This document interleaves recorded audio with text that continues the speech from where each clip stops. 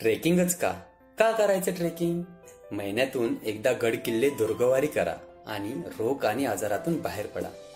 असं म्हणतात, दुर्ग सर करणाऱ्यांना श्वसन, रक्तप्रवाह, गुडघे, छाती, पोट आणि मानसिक आजार कधीही होत नाहीत. आधुनिक वैद्यकशास्त्रात ट्रेकिंगचे संदर्भ आढळत नसतील असे समजून ट्रेकिंगकडे दुर्लक्ष करण्यापेक्षा स्वतः एकदा खात्री करा.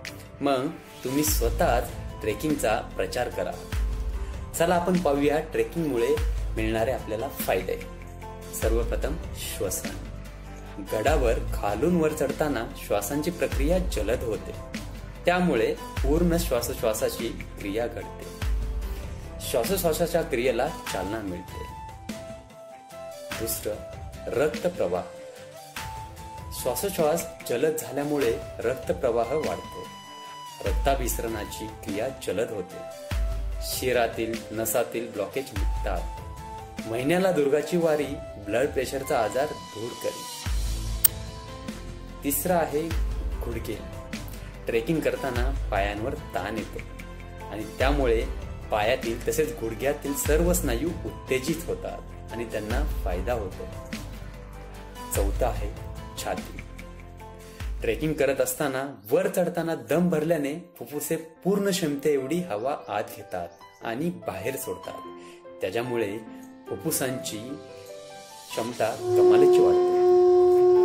पाचवा आहे पोट. गुरुत्वाकर्षणाच्या विरुद्ध चालताना डिहायड्रेशनमुळे शरीरातील पाणी पातळी कमी होते, पण गडावर गेल्यावर झरा, तळी तसेच पावसाचे अतिशुद्ध पाणी पिल्यामुळे शरीरातील रोगप्रतिकारक क्षमता कमालीची वाढते.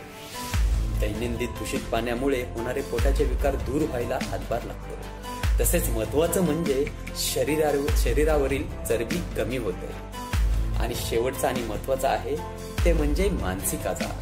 आपण हल्ली पाहतो, रोजच्या धकाधकीच्या जीवनातील ताणतणाव हे गडावरील मनाला प्रसन्न करणारे वातावरण तसेच निसर्गाचे मुक्त हस्तचित्रण, निसर्गाचे रंगरूप पाहून दूर होतात. गडावरील सौंदर्य पाहून भारावलेले मन घेऊनच आपण खाली उतरतो.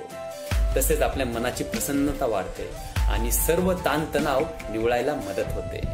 तर मित्रांनो, असे आहेत हे ट्रेकिंगचे फायदे. चला तर मग ट्रेकिंग करा, फिट राहा आणि मस्त राहा. थँक्यू. धन्यवाद.